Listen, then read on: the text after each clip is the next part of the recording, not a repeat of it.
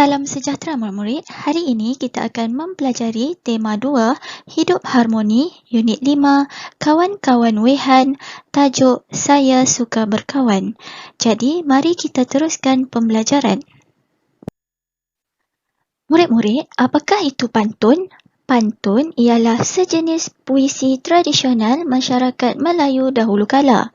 Pantun dilafazkan untuk menyampaikan fikiran dan perasaan terhadap seseorang atau tentang sesuatu perkara.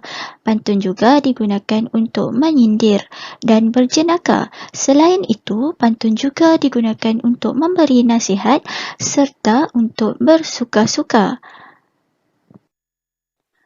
Tahukah murid-murid, pantun mempunyai beberapa bentuk.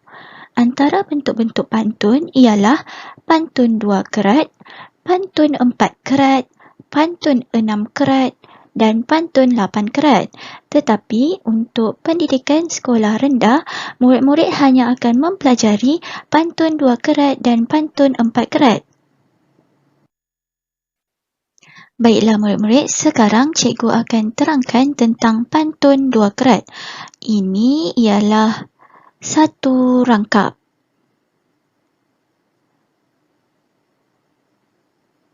Ini pula ialah baris. Satu baris dan 2 baris. Okey. Kedua-dua baris ini duduk dalam satu rangkap. Jadi murid-murid perlu faham, satu baris ini adalah baris pertama dan yang kedua ini adalah baris kedua dalam satu rangkap pantun.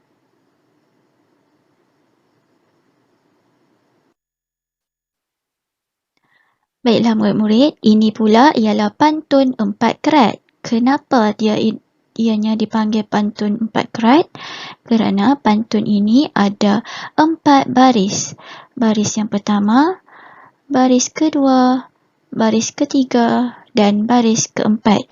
Keempat-empat baris ini duduk dalam satu rangkap pantun 4 kerat. Baiklah murid-murid, seterusnya mari kita lihat pula apakah pembayang dan maksud. Pembayang bagi pantun 2 kerat berada pada baris pertama. Maksud bagi pantun 2 kerat berada pada baris kedua. Manakala untuk pantun 4 kerat pula, pembayang bagi pantun 4 kerat berada pada 2 baris pertama, manakala maksud bagi pantun 4 kerat berada pada 2 baris terakhir. Okey, bagaimana kedudukannya? Mari kita lihat pada slide yang seterusnya. Okey, ini ialah pantun 2 kerat kerana ia mempunyai 2 baris. Ini baris yang pertama dan ini adalah baris yang kedua. Baris yang pertama ini dikenali sebagai pembayang. Manakala baris yang kedua ini dikenali sebagai maksud. Jadi, jika kita mahu mengetahui maksud pantun ini, kita mestilah melihat kepada baris yang kedua. Baiklah murid-murid, ini pula ialah pantun 4 kerat. Kenapa ia dikenali sebagai pantun 4 kerat? Kerana dalam pantun ini ada 4 baris. Baris yang pertama, baris yang kedua, baris yang ketiga dan baris yang keempat. Okey, tadi cikgu kata pembayang dalam pantun 4 kerat ini ialah 2 baris yang pertama, iaitu baris yang pertama dan baris yang kedua. Manakala maksud bagi pantun 4 kerat ini berada pada 2 baris terakhir, iaitu baris yang ketiga dan baris yang keempat. Jadi, jika kita mahu mengetahui maksud bagi pantun ini, kita mestilah merujuk kepada baris yang ketiga dan baris yang keempat.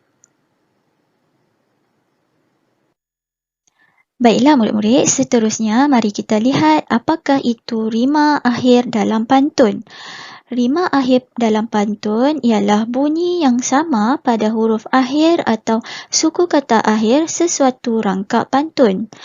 Rima akhir pada pantun 2 kerat ialah AA, manakala rima akhir bagi pantun 4 kerat ialah ABAB.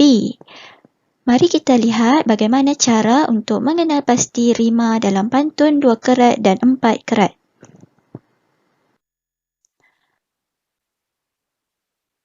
Baiklah murid-murid, sekarang kita akan mengenal pasti rima akhir pada pantun 2 kerat ini. Pantun ini ada 2 baris. Ini baris yang pertama dan ini pula ialah baris yang kedua. Mari kita lihat bunyi suku kata terakhir baris yang pertama. Bunyinya ialah ran. Mari kita lihat pula bunyi suku kata terakhir baris kedua. Bunyinya juga ialah ran. Kedua-dua bunyi ini adalah sama. Jadi kita perlu meletakkan huruf yang sama untuk mewakili kedua-dua bunyi yang sama ini, iaitu A dan A. Jadi rima akhir bagi pantun 2 kerat ini ialah AA. Seterusnya murid-murid, mari kita lihat rima akhir bagi pantun 4 kerat ini. Pantun ini dikenali sebagai pantun 4 kerat. Kenapa? Pantun ini dikenali sebagai pantun 4 kerat kerana pantun ini ada 4 baris. Baris pertama, baris kedua, baris ketiga dan baris keempat. Dalam pantun 4 kerat ini ada rima akhir. Rima akhir adalah suku kata terakhir bagi setiap baris. Cuba kita lihat suku kata terakhir bagi baris yang pertama. Suku katanya ialah ru. Suku kata ru sama dengan suku kata terakhir bagi baris yang ketiga, iaitu ru juga. Jadi, kedua-dua suku kata ini kita boleh tandakan dengan simbol yang sama, iaitu huruf A. Seterusnya, mari kita lihat suku kata terakhir bagi baris yang kedua. Suku katanya adalah ra.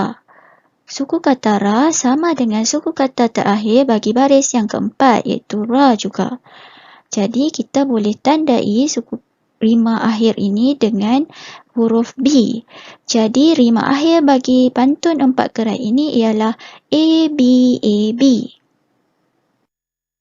Sekarang, mari kita lihat pula apakah itu jeda. Jeda ialah hentian di tengah-tengah baris ketika membaca pantun. Maksudnya, ketika kita melafazkan pantun, kita mesti berhenti seketika. Jadi, cikgu telah tandakan dengan simbol sempang ini sebagai tanda kita perlu berhenti semasa melafazkan pantun. Contoh cara untuk berhentinya ialah ikan toman terkena joran, hidup aman sesama jiran. Okey, murid-murid perlu berhenti di tanda sempang ini.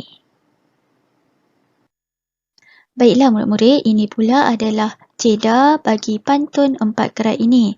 Sekiranya kita dapat lihat di sini, cikgu telah meletakkan tanda sempang untuk menandakan jeda bagi setiap baris. Okey, mari kita cuba lafazkan pantun 4 kerat ini mengikut jeda yang telah ditandakan.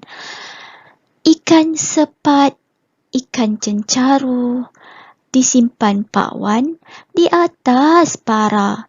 Saya dapat rakan baharu, kami berkawan dengan gembira. Jadi, kita mestilah berhenti seketika pada tanda sempang yang telah diletakkan.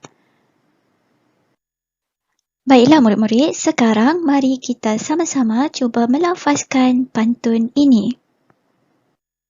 Baiklah, mari kita lafazkan pantun 2 kerat ini.